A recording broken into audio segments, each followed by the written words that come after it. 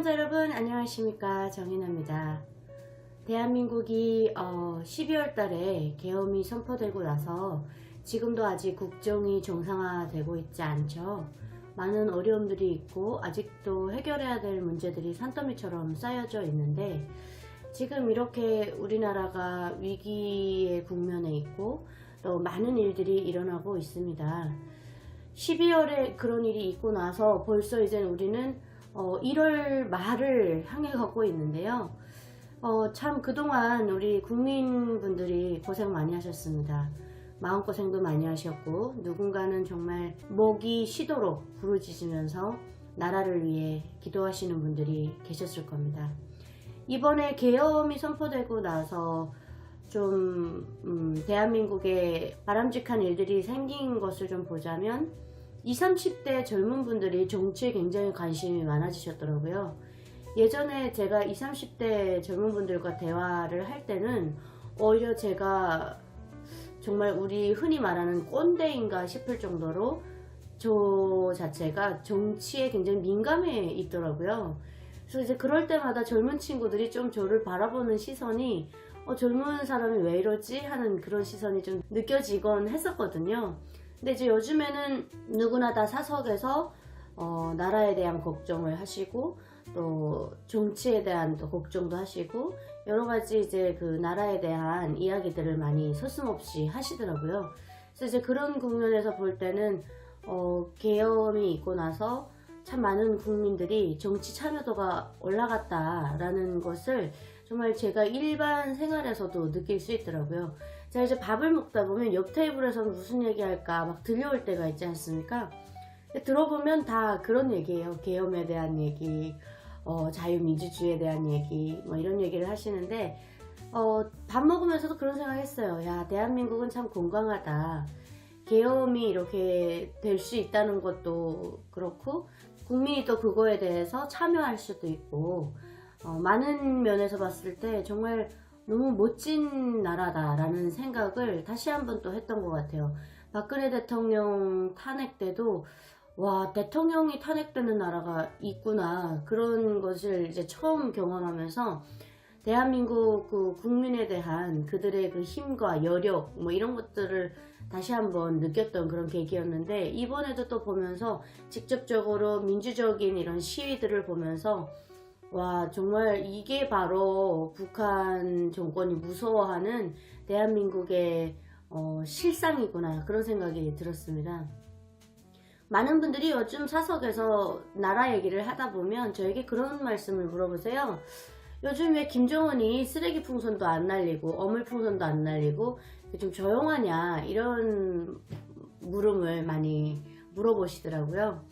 그래서 제가 듣다 보면서 이렇게 많은 분들이 궁금해 하시면 우리 시청자분들도 궁금해 하시겠구나, 그런 생각이 들어서 오늘 이제 김정은 왜 지금 조용한지, 너무 조용하니까 지금 그 인터넷 유튜브에 카더라 뉴스를 보면 김정은이 강원도 원산에서 쓰러져 가지고 뭐 보름째 입원 중이고 대수술을 앞두고 있고 뭐 목숨이 왔다 갔다 한다 그러고 뭐 이런 그 카더라가 막 돌고 있거든요. 그러니까 오죽 얘가 조용히 있었으면 그런 얘기가 나오겠습니까? 이번엔 신여사도 없었고 김정은의 행보가 어쨌든 지금 예년과 달라요.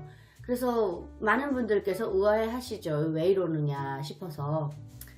저는 여러분 전문가는 아닙니다. 저는 여러분들과 어찌 보면 여러분들보다 많이 부족하지 않습니까? 부족하지만 여러분들과 소통하고자 유튜브를 하는 것이고요. 혹시라도 북한에서 살았던 사람 관점에서 여러 가지 사건들이나 일어나는 일들에 대해서 좀 얘기를 하다 보면 우리 시청자분들께서 저에게 가르쳐 주실 부분도 계시고 몰랐던 부분들도 아실 수 있잖아요, 북한에 대해서. 그래서 북한에서 살아본 사람으로서 이런 것들을 좀 분석해보고 좀 얘기해보는 게 저는 참 좋더라고요.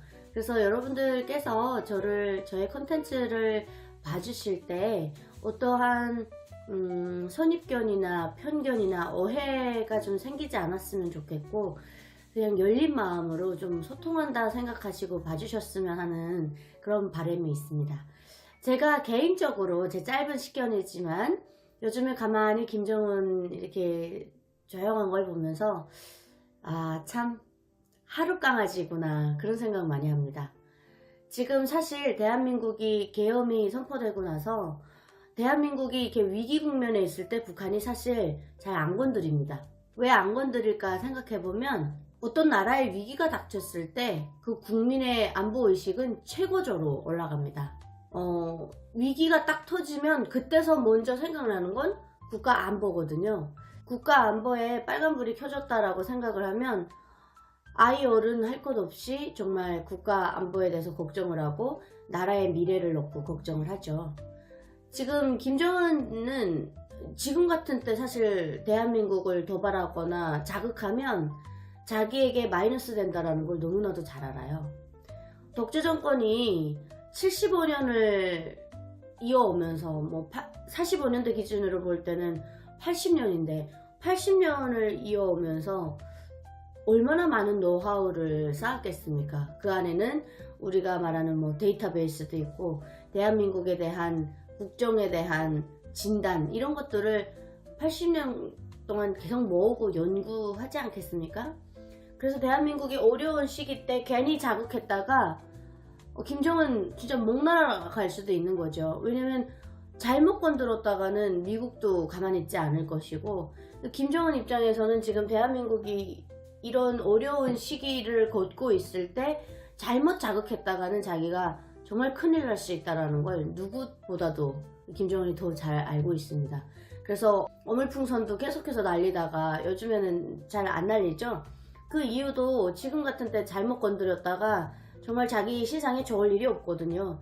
그러니까 지금 눈치 보는 거죠. 거기다가 더욱더 1월달에 들어와서는 잠잠할 수밖에 없는 이유가 트럼프 대통령이 드디어 취임을 했습니다. 재집권에 성공을 했죠.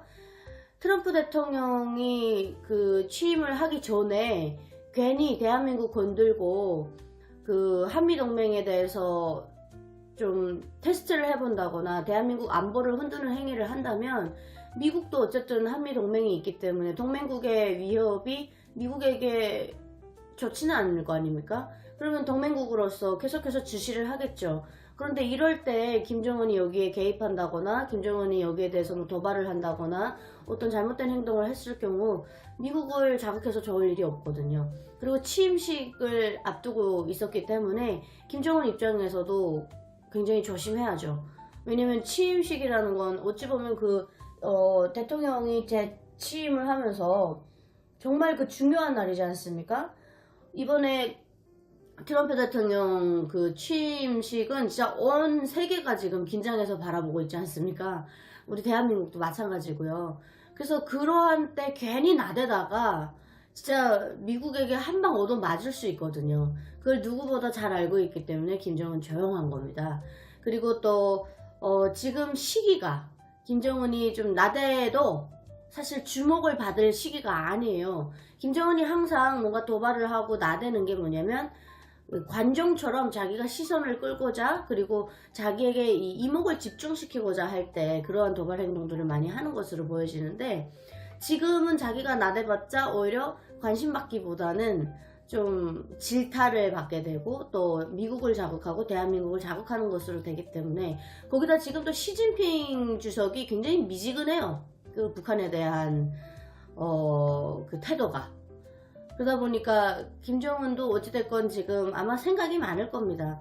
원래 독재자들은 그렇잖아요. 자기 정권 유지하는 것에 목을 매고 또 독재 정권을 유지하면서 독재자로 살다 보니까 수많은 사람들의 목숨을 앗아가서 그 시체 더미 위에 독재 정권이 서 있다 보니까 이들의 공통점은 생명에 대한 위협감을 늘 안고 산다는 거죠.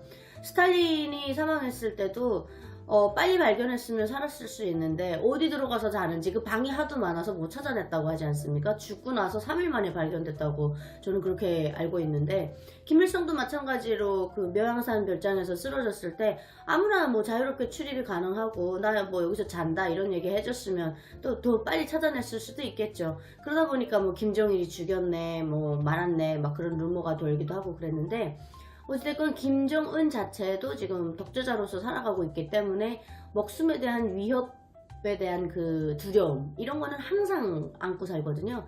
그러니까 김정은이 건강이 안 좋아질 수밖에 없는 게 초반에 김정은 나왔을 때 보십시오. 굉장히 날씬하고 얼굴에 자신감은 없었지만 지금처럼 얼굴이 건강하게 안 보이진 않았어요. 그냥 젊은 친구구나, 혈기왕성한 친구구나 그랬는데 그 날씬하던 몸이 뭐 김일성을 따라하네 마네 하면서 쪘잖아요. 근데 김일성보다 지금 더 찌지 않았습니까? 그 이유도 아마 스트레스로 인한 폭음, 또 음식을 치즈 뭐 이런 기름진 거 좋아한다고 하지 않습니까? 그러니까 그런 것도 먹어야 돼요. 담배 또 엄청 피죠. 저 집안은 심혈관 질환으로 다 죽는 집안인데 담배를 계속 피우고 있죠. 스트레스 엄청 받죠. 김정은 입장에서는 사실 정말 평범하게 태어났었으면 얼마나 좋을까 하는 생각 할 겁니다. 사람이 그 직책이 그 사람을 만든다고 그 자리 가기 전에는 사실 자기가 어떤 독재자가 될지 그 누구도 예상 못하죠. 그래서 이제 새로운 또 정부가 미국에 출범을 했으니 이제 트럼프 대통령이 또 어떤 행보를 할지 기대가 되기도 하고 걱정이 되기도 하고요. 두려움이 있기도 합니다. 어쨌든 저희가 시간을 놓고 한번 보면서 나라를 위해서 우리 대한민국의 국가 안보와 또 이익을 위해서 한 사람같이 정말 절실하게 기도해야 되는 그런 때가 온 것 같습니다. 오늘은 김정은이 왜 요즘에 계엄 사태가 일어나고 나서 이렇게 조용한가 라는 것을 궁금해하시는 분들이 있을 것 같아서 컨텐츠로 준비했습니다. 시청해주신 여러분 고맙습니다. 안녕히 계십시오.